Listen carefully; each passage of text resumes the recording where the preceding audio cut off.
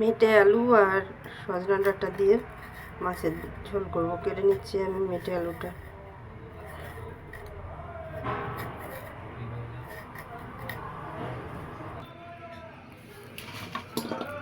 আলুগুলোকে এরকম করে ছাড়িয়ে কেটে নিয়েছি, ডাঁটাগুলোকে কেটে নিয়েছি, আর ঢেঁড়স সিদ্ধ দেবো, আর পটল আর বেগুন ভাজবো। আর দেখো কত সজনা ডাঁটা রয়েছে। এই সজনা ডাঁটাগুলো অনেকটা শক্ত হয়ে গেছে, এগুলোকে আমি বাটবো। ভর্তা বলতে পারো, ভর্তা বানাবো এগুলো দিয়ে। এগুলো তরকারিতে দিলে সিদ্ধ হবে না, তাই আমি এগুলোকে দিয়ে ভর্তা বানাবো। ভেজে নিচ্ছি কাটাপোনা মাছগুলো। আলুগুলো ডাঁটাগুলো ভালো করে কেটে ধুয়ে বেছে নিয়েছি। এদিকে মশলাটা আমি জিরে, আদা, শুকনো লঙ্কা, তেজপাতাও বাটবো, একসঙ্গে মিশিয়ে বাটবো। দিয়ে দেবো তো কড়াইতে আলু আর ডাঁটাগুলো,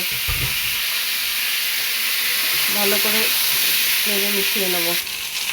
মশলাগুলো বেশ সবজিগুলো বেশ ভাজা হয়ে গেছে। দিয়ে দেবো জিরে, ধনে, আদা, তেজপাতা, শুকনো লঙ্কা বাটাটা। এই সাথে দিয়ে দেবো হলুদ গুঁড়ো, স্বাদ মতন নুন দিয়ে ভালো করে কষিয়ে নেব।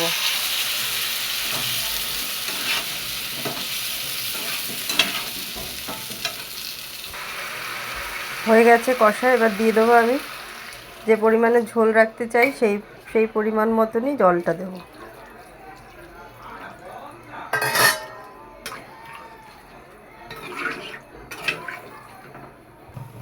যতক্ষণ তরকারিটা হয়ে যাচ্ছে ততক্ষণ আমি ডাঁটাগুলোকে সেঁকে নেব।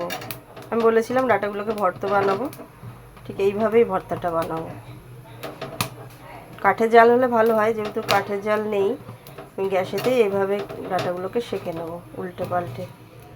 রেডি আমার মাছের ঝোল আলু দিয়ে।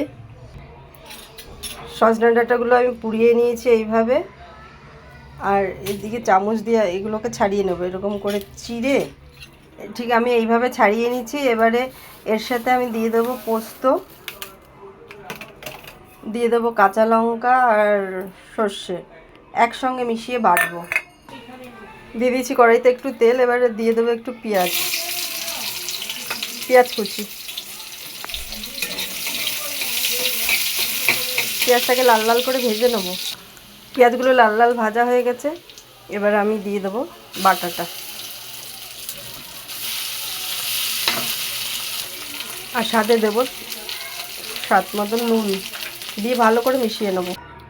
রেডি আমার সজনে ডাঁটা ভর্তা, সঙ্গে বেগুন ভাজা আর এদিকে মাছের ঝোল।